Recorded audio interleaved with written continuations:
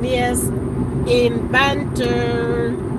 So, what is going on between Ghanaians and Zambians is what I call very, very healthy banter.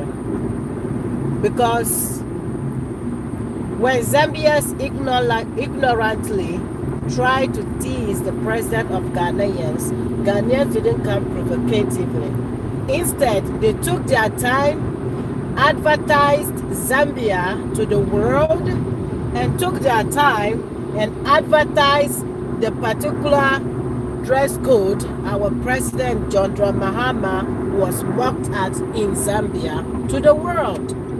And guess what? A lot of people now know that there's a country in Africa called Zambia. And a lot of people now know that there's a dress code in Ghana called Fugu Smoke or Agbada. You see that? This is very healthy. And not even that. Ghanaians also took their time, especially those who are very good in history, to educate the Gen Zs of Zambia to let them know the beginning and the reason why the President John Mahama have to wear that dress code to Zambia. In fact, some of them even went to extend to educate the Gen Z, both Gen Zs in Ghana and Gen Zs in Zambia and Gen Zs in Africa, to let them know the economic impact of wearing your homemade. Let's say Zambians, your president was dressed in a suit and a tie. Let me ask you guys, what impact does that contribute economically to your country, or to your pride as Africans, or to your economy as Zambians? That is the more reason why, no matter how you think people might talk about your dress code or your traditional wear, to be able to benefit from that and benefit and showcase your culture and tell people about who you are and your heritage is the reason why you should keep on showcasing what you have in hand. They say have a loaf is better than having none. If your president had dressed, knowing full well that the meeting he was having with President John Mahama was something that concerned his country and concerned the Africa, he would have come out with his traditional attire. You see, that is how you advertise your country, advertise your culture, and that is the pride of who you are. So you don't just be in suit all the time.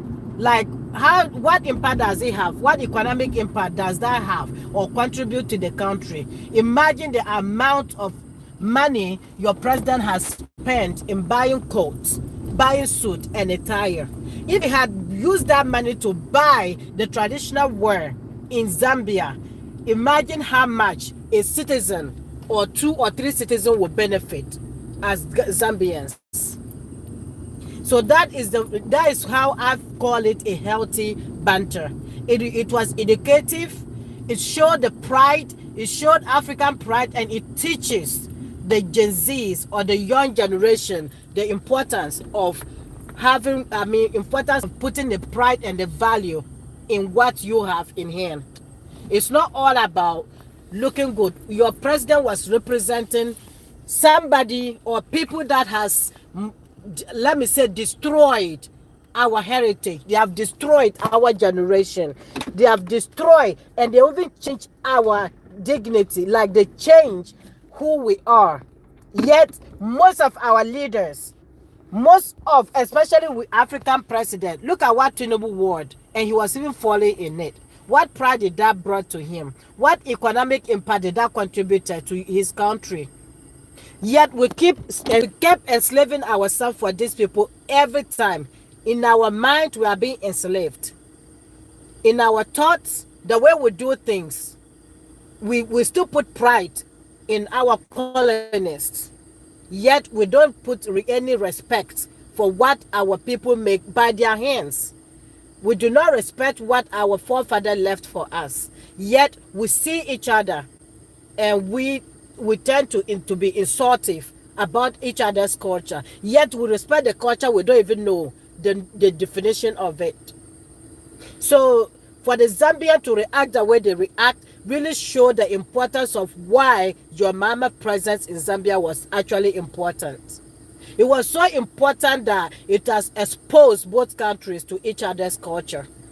And no child in Zambia will see the traditional wear in Ghana and be shocked. And no child in Ghana will see a traditional wear in Gambia and get shocked. That is why it is more important for our African leaders to try to visit each other and expose our generation to each other. So that starting from these basic things, but the next by 10 to 15 years, Africa will be mentally liberated from colonization, mental colonization, and from there we'll see one Africa. That is how it started. So I was very happy that the Zambians reacted the way they reacted. I know most of Ghanaians who did not really realize it took offense. But to me, this is what I call healthy banter. It kind of teaches, it shows us how lost we are from each other as Africans.